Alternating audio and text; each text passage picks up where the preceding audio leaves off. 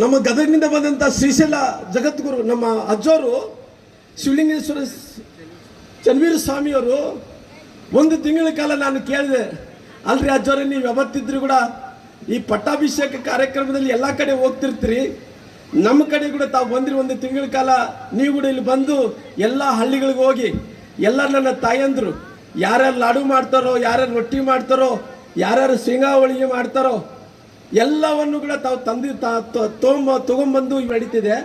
ನಮ್ಮ ಮಂದಿಗೆ ಆ ಕಡೆ ಇದ್ದ ಮಂದಿಗೆ ಏನು ವ್ಯತ್ಯಾಸ ಅಂದರೆ ಒಂದು ಮಾತಾಡು, ರಾಮ್ಲು ಆ ಕಡೆ ಮಂದಿಗಿಂತ ನಿಮ್ಮ ಮಂದಿ ಚಲೋ ಇದ್ದಾರಪ್ಪ ಅನ್ನಂಥ ಮಾತು ಶಿವಲಿಂಗ ಶಾಸ್ತ್ರಿ ಚನ್ನವೀರ ಶಾಸ್ತ್ರಿಗಳು ಹೇಳಿದ್ರು. ಯಾಕಂದ್ರೆ ನಮ್ಮ ಮಂದಿ ಭಾಳ ಒಳ್ಳೆ ಮಂದಿ. ಮನುಷ್ಯ ಯಾವತ್ತಿದ್ರು ನೋಡಕ್ಕೆ ಸ್ವಲ್ಪ ಅಂದ್ರೆ ಜಾಸ್ತಿ ಮಾತಾಡಲ್ಲ, ಅದ್ರ ಹೃದಯ ಏನಿದೆ ನಾವು ವಿಶಾಲತೆ ಇದ್ದಂಥ ಜನರು ನಾವೆಲ್ಲರೂ ಕೂಡ. ಹಂಗಾಗಿ ಇವತ್ತು ಬಂದು ನಿಮ್ಮ ಕಡೆ ಎಲ್ಲ ರೀತಿಯಲ್ಲಿ ಕೂಡ ಒಂದು ತಿಂಗಳ ಕಾಲ ಪುರಾಣ ಮಾಡೋದು, ಎಲ್ಲ ಕಾರ್ಯಕ್ರಮಗಳನ್ನು ಮಾಡಿ ಇವತ್ತು ನಾವೆಲ್ಲರೂ ಕೂಡ ಒಂದು ಹಂತಕ್ಕೆ ಸೇರ್ಕೊಂಡಿದ್ವಿ. ನಾವೇನಿವತ್ತು ಜಗದ್ಗುರುಗಳ ಪೀಠಾರೋಹಣ ಕಾರ್ಯಕ್ರಮ, ಪಟ್ಟಾಭಿಷೇಕ ಕಾರ್ಯಕ್ರಮಗಳಲ್ಲಿ ನಡೀತಾ ಇದ್ದಾವ. ತಾಯಂದ್ರೆಲ್ಲರೂ ಕೂಡ ಬಂದಿದ್ದೀರಿ. ನನ್ನ ಕಳಕಳಿ ವಿನಂತಿ ಇಷ್ಟೇ, ಈ ಪೀಠವನ್ನು ಬೆಳೆಸುವಂಥ ಜವಾಬ್ದಾರಿ ನಮ್ಮೆಲ್ಲರ ಮೇಲೆ ಇದೆ. ಬಹುಶಃ ಜಗದ್ಗುರುಗಳು ನಮ್ಮೆಲ್ಲ ಮಧ್ಯದಲ್ಲಿ ಇಲ್ಲದಂತ ಇರ್ಬೋದು.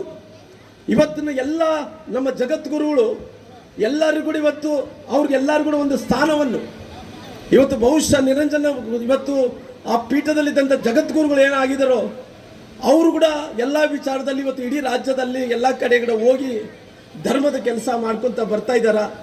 ಹಂಗಾಗಿ ಇವತ್ತು ಏನು ಇಂಥ ಕಾರ್ಯಕ್ರಮ ನಾ ಭೂತ ನಾ ಭವಿಷ್ಯನ್ ಅಂತ ಕಾರ್ಯಕ್ರಮ ಏನು ನಡೀತಾ ಇದೆನೋ, ಇಂಥ ಕಾರ್ಯಕ್ರಮದಲ್ಲಿ ದೊಡ್ಡ ಸಂಖ್ಯೆಯಲ್ಲಿ ನೀವು ತಾಯಂದ್ರೆಲ್ಲರೂ ಕೂಡ ಬಂದಿದ್ದೀರಿ.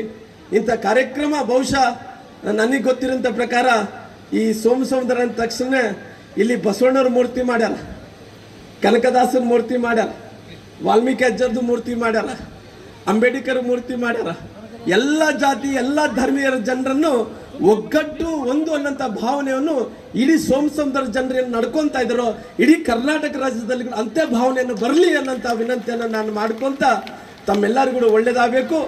ಇವತ್ತು ನನ್ನ ಸೋದರಳಿಯಂಥ ಸುರೇಶ್ ಬಾಬು ಅವರು ಬರಬೇಕಾಯಿತು, ಬೇರೆ ಬೇರೆ ಕಾರಣಗಳಿಂದ ಅವರು ಬರ್ಲಿಕ್ಕಾಗಲಿಲ್ಲ. ದಯವಿಟ್ಟು ಯಾರು ಅನ್ನಿತವನ್ನು ಭಾವಿಸಬಾರ್ದು ಅನ್ನೋಂಥ ಮಾತುಗಳನ್ನು ಹೇಳ್ತಾ ತಮ್ಮೆಲ್ಲರಿಗೆ ಧನ್ಯವಾದಗಳು. ಜೈ ಹಿಂದ್, ಜೈ ಕರ್ನಾಟಕ.